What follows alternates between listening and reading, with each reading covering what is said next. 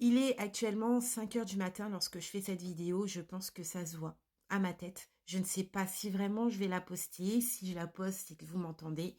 Voilà, j'ai reçu un appel, là, très, très tôt.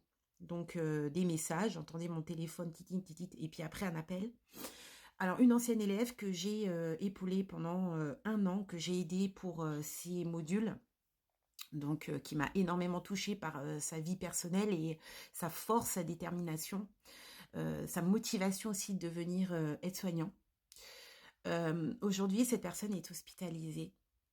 Bon, il y a un petit peu de personnel, mais beaucoup professionnel parce que, elle a signé un CDI dans un service, hospitalier qui enfin, ça se passait très, très bien au début, tout allait bien et petit à petit, il y a eu un leader qui est arrivé dans cette équipe et bien évidemment, quand il y a un leader, il y a des moutons et les moutons, ont rejoint ce fameux leader.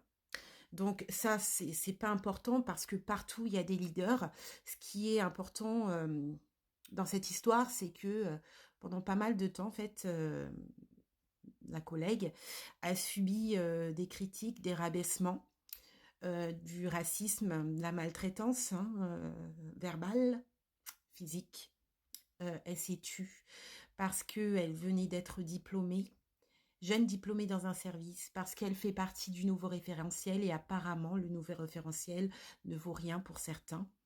Je ne sais pas où vous avez trouvé ce genre de justification. Pouvez-vous déjà m'expliquer, hein, que aujourd'hui le diplôme aide-soignant c'est facile à l'avoir, mais bon c'est pas important. Moi, ce qui est important, c'est que la collègue est hospitalisée à cause du groupe soignant, hein, l'équipe soignante. Alors aide-soignant, infirmier, cadre de santé qui ne l'a pas soutenue. Elle a fait différentes lettres, dont des lettres recommandées, hein, pour justifier aussi vraiment avoir une trace de cette lettre. Elle a été vraiment faire des lettres au siège, rien n'a bougé. Des confrontations qui ont mené à justement de la haine. Euh, voilà. Donc, je sais pas si je vais la poster, mais si je la poste, voilà, elle m'a autorisée à la poster parce que pour elle, c'est important d'en parler. Je vais la rendre visite, donc je vais te rendre visite. J'ai quand même 300 bornes, mais je vais le faire parce que ça me touche. Et, et c'est difficile de voir que de nos jours, c'est dégueulasse. Je vous le dis sincèrement, je garde espoir, hein, mais de plus en plus là, plus le temps passe, plus je me dis, mais je commence à perdre l'espoir. Je forme des élèves depuis 3 ans. Mais quand je vois comment ça se passe, mais comment vous arrivez à éteindre une personne juste avec des mots, avec comment c'est possible, quoi? Comment c'est possible? Parce que la personne n'a pas le physique qui rentre dans le code, parce que la personne, elle a un accent qui ne rentre pas dans les codes. Expliquez-moi qu'est-ce qui se passe dans votre tête. Expliquez-moi qu'est-ce qui se passe dans votre tête. Ça existe partout. Alors, beaucoup vont banaliser, oui, mais il faut être fort, il faut être fort. Mais l'humain, il n'est pas fait pour subir toutes ces choses-là. Au bout d'un moment, on lâche, hein.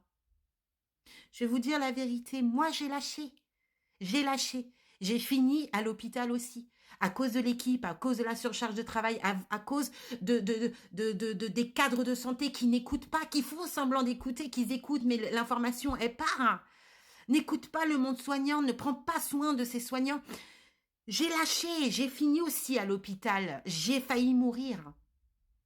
Mes enfants ont failli se retrouver sans mère à cause du boulot. Alors, non, non en fait. Ce n'est pas normal qu'à ce jour, en 2024, de plus en plus, je reçois des appels, j'en ai marre, j'en peux plus, je suis à bout de souffle. Alors oui, il y a des élèves aides-soignants qui en souffrent et eux, je sais même pas quel conseil leur donner parce que même les tuteurs, ils jouent avec cette manipulation. Si tu fais ou tu parles ou tu dis, je te note mal, donc leur stage est porté à faute. Il y a aussi pas longtemps, j'ai eu une collègue élève aide-soignant qui m'a dit: «Je dois re-effectuer mon stage, sinon ma formation elle est finie à cause d'une tutrice et les moutons qui suivaient». Beh! Vous arrêtez à quel moment de suivre là, les suiveurs, les moutons là? À quel moment vous décidez d'arrêter de suivre? Le parfait soignant n'existe pas, je vous rappelle. Toi, tu as des qualités que ton voisin n'aura pas, mais lui, il aura des qualités que toi, tu n'as pas. On apprend de tout le monde. On apprend des ASH, on apprend des auxiliaires de vie, on apprend des médecins, on apprend des infirmiers, on apprend des aides-soignants, on apprend de tout le monde. Il n'y a pas de catégorie, on apprend tous les jours jusqu'à le dernier jour où on va continuer à apprendre des choses.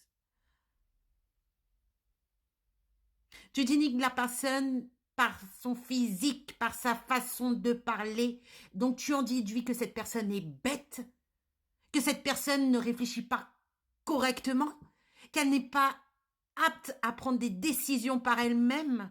Donc tu la détruis, tu la rabaisses et tu attends son erreur en te frottant les mains. Parce qu'elle en fera ses erreurs, cette personne. Quand une personne se sent jugée, regardée, comment veux-tu qu'elle travaille correctement? C'est pas possible. Nous avions une collègue aujourd'hui qui est hospitalisée à cause de l'équipe soignant. Jeune diplômée du nouveau référentiel. Elle vient juste d'avoir son diplôme.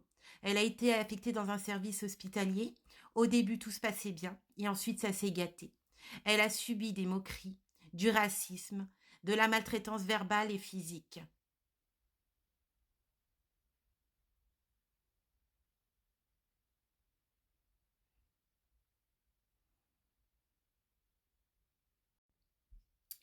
Il est actuellement 5h12 du matin.